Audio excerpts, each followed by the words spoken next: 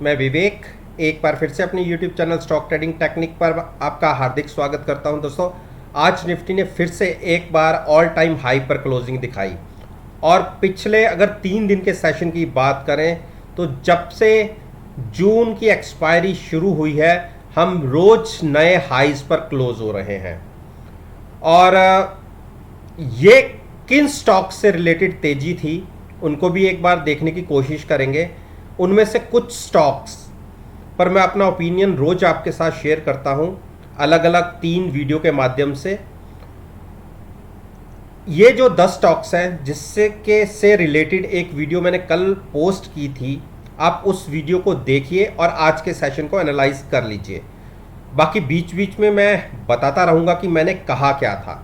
जैसा कि हिंडाल्को को आप देख रहे हैं, हिंडाल्को को मैंने हमेशा डिप पर बाय करने की ही बात करी है।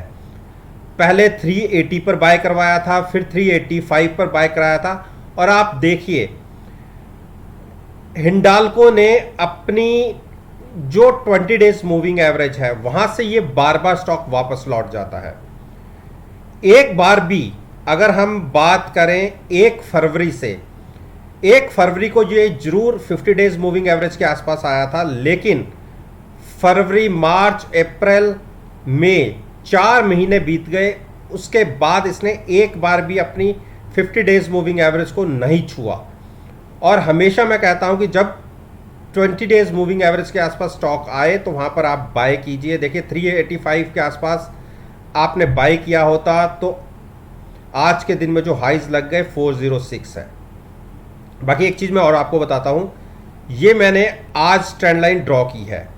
जो सबसे नीचे के प्राइसेस थे 25 मार्च से, आप 1 अप्रैल पकड़ लीजिए, मार्च लास्ट से जो लोज लगे थे उसको रिप्रेजेंट करती हुई ये लाइन थी। आप देखिए ये लाइन यहाँ से क्रॉस होके ऊपर तक गई थी, यानी इस लाइन के ऊपर ही ये स्टॉक ट्रेड कर रहा था। लेकिन यहाँ से 25 मई से जैसे इसने नीचे क्लोजिंग दिखाई, उसके बाद एक बार भी इसकी क्लोजिंग ऊपर की तरफ नहीं गई। आज इसने कोशिश जरूर की, या मैं पिछले 4 दिन की इसकी कोशिश की बात कर लूं तो इसने बार बार इस लाइन को क्रॉस करने की कोशिश की है, लेकिन वहां से रिजेक्शन मिलती है। तो ऊपर स्ट्रॉन्ग रेजिस्टेंस है ये ट्रेंड लाइन। कल के दिन के हिसाब से जो प्राइस बनता है वह 409 का बनता है, जो इसको रेजिस्टेंस फेस होगी अगर हम ऊपर की तरफ निकलते हैं। क्लोजिंग मिली है 399 के आसपास, 400 मान लीजिए। 409 एक स्ट्रॉन्ग रेजिस्टेंस है, इसके ऊपर क्लोजिंग मिलेगी तो टारगेट हम 430 की बातें करेंगे। और मैं आपसे फिर कहता हूं, कोई गिरावट मिलती है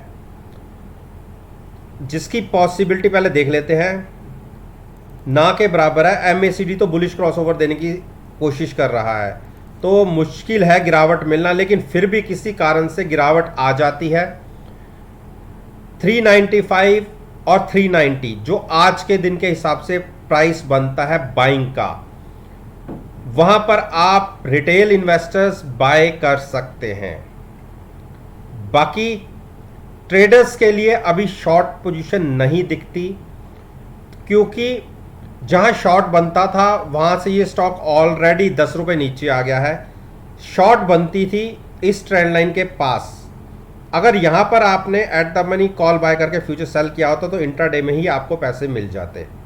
तो वेट करें, डिप मिलती है 390 395 के बीच में तो लॉन्ग करें, या एक क्लोजिंग 410 के ऊपर मिल जाती है तो लॉन्ग करें, उसके बीच में शांत रहें। अब बात करते हैं एचपीसीएल। एचपीसीएल ने देखिए, अगर इस ट्रेंड लाइन को देखें, जो हाइज थे, हाइज कहां से, मैं पिछले 17 नवंबर 2020 से बात कर रहा हूं, जो वहां से हाइज लगे उसको रिप्रेजेंट करती हुई ये लाइन है।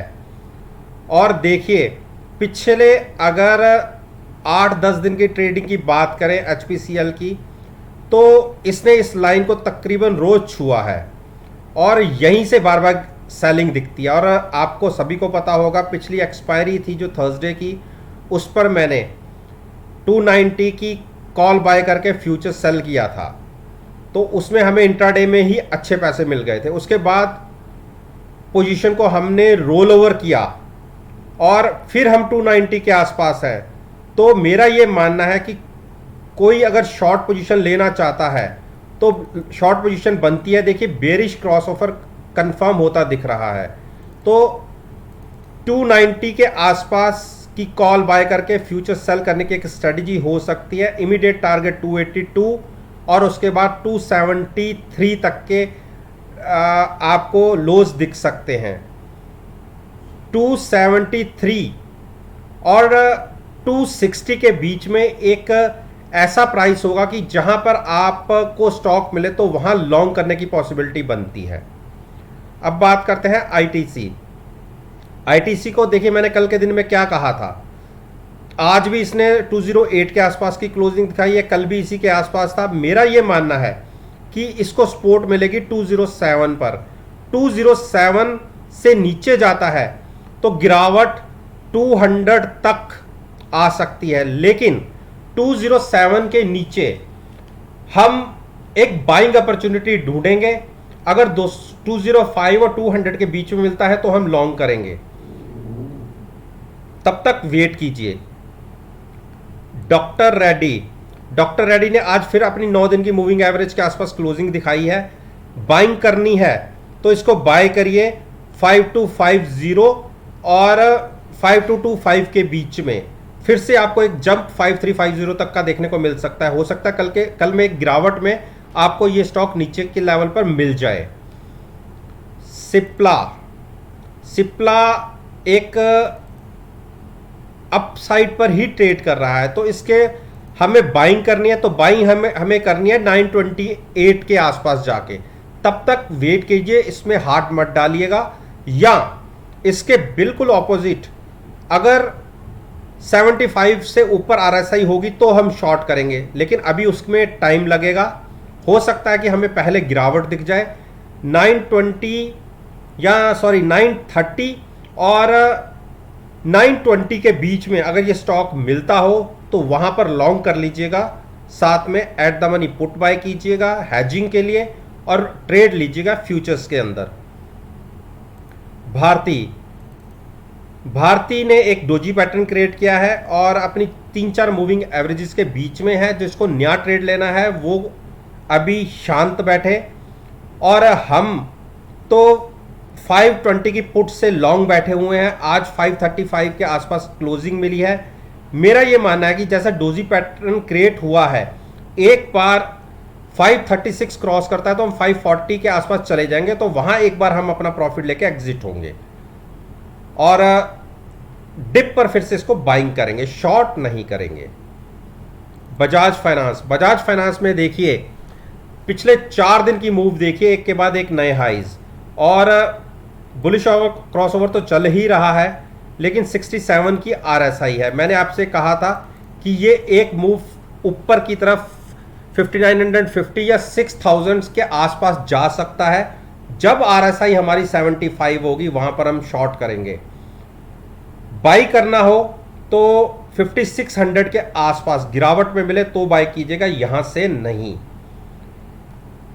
तो अरविंदो फार्मा ने देखिए हमने इसको 1000 की पुट के साथ लॉन्ग किया था। देखिए अगर हम इसके भी एक नज़र डालें तो 31 मार्च से इसने एक बार भी अपनी 50 डेज मूविंग एवरेज को टच नहीं किया था, लेकिन पिछले 3 दिन को अगर आप देखेंगे तो इसने पिछले 3 दिन लगातार इसको टच किया है।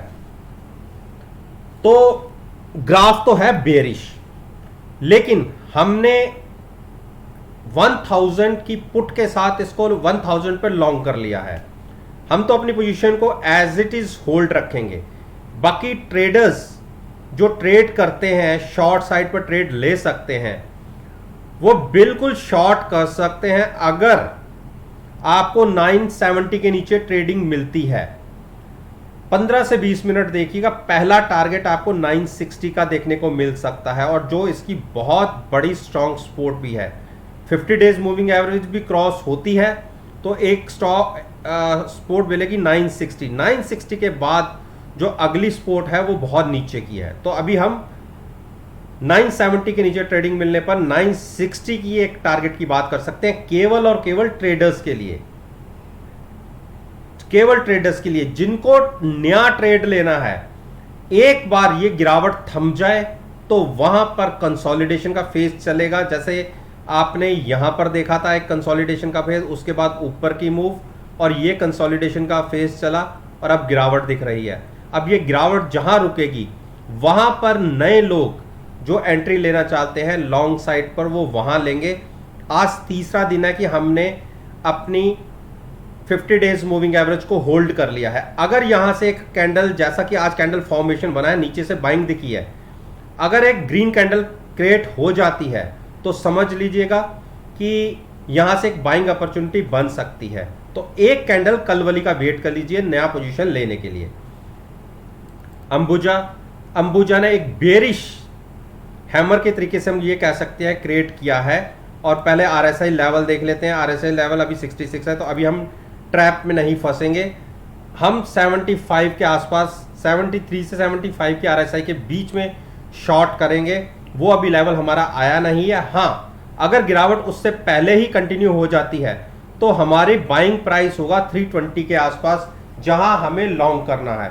320 नीचे की एक मैक्सिमम लिमिट है कि वहां तक जाके तो हमें बाई करना ही करना है। बाकी 25 से 325 से आप सोचना शुरू कर सकते हैं कि अब हमें लॉन्ग पोजीशन लेनी चाहिए या नहीं। तो तब तक वेट कीजिए। तो दोस्तों, ये मैंने निफ्टी इंडेक्स के स्टॉक्स के ऊपर मैंने अपना ओपिनियन आपके साथ शेयर किया है। और ये सारे स्टॉक्स निफ्टी इंडेक्स के हैं जो उसके अंदर बहुत अच्छी वेटेज रखते हैं। और अगर मेरी इस वीडियो को आप 7 जून के सेशन के साथ एनालाइज करेंगे, यकीन मानिएगा आपको बहुत अच्छे पॉजिटिव रिजल्ट्स देखने को मिलेंगे। वीडियो अच्छी लगे तो लाइक जरूर कीजिएगा।